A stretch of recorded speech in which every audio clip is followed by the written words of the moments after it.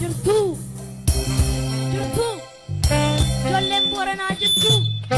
ijoolleen Tuulamaa jirtu ijoolleen Arsii jirtu ijoolleen Wallaggaa jirtu ijoolleen Baareettuu jirtu eessa jirtu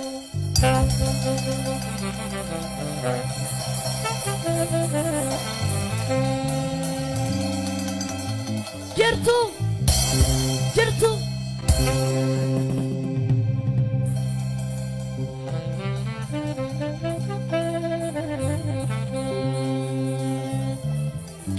gerar naan jettu gerar naan jettu meekee taleelure badi naan jettu meekee qajeelure ani maalan geeraraa taloo yaada yeelala irri qeerareen qufne hidhaa qalliitti jira irri qeerareen qufne hidhaa karchallee jira karchallee amboo jira anoo maalan geeraraa taloo yaada yeelala taloo yaada yeelala ijoollee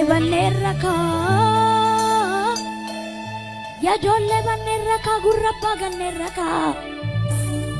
Oromoon maalun godhare maalun gochuu didare yaalle hamma dandeenyu kana caala maal goonuuf xinnaas qabba guddaa akka wajjin bubbullu yaalle hamma dandeenyu kana caala maal goonuuf xinnaas gabbarree guddaa akka wajjin bubbullu obsuu waanuma jiru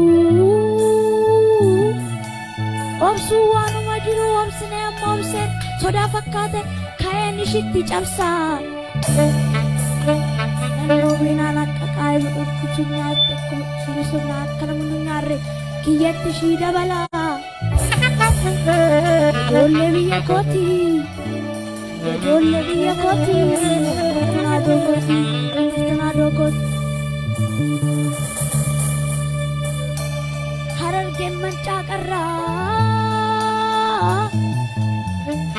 Harargeen mancaa qarraa Tuulamni farda leenjisee rorroondaan gada barraan qeerroon falma murteesse nagaama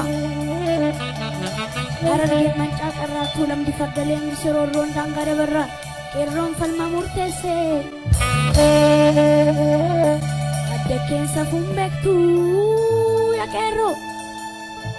adda keessa funbeektu addarra dhaaban malee falmadu qeerroosi abdiin sabaa yoomillee falmadu qeerroosi abdiin sabaa yoomillee abdiin sabaa yoomillee abdiin sabaa yoomillee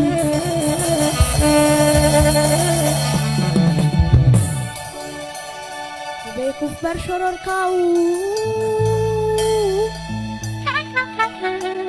Rubeekuuf barshoror kaa'u ganam garaa jabaan irree kumna gabani ijibbaata falmatu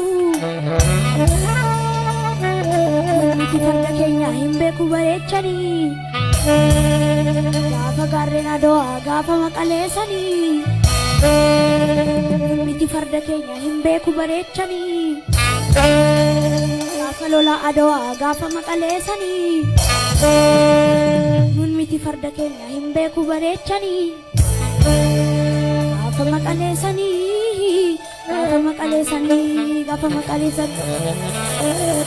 nan sobee ijoollee Oromoo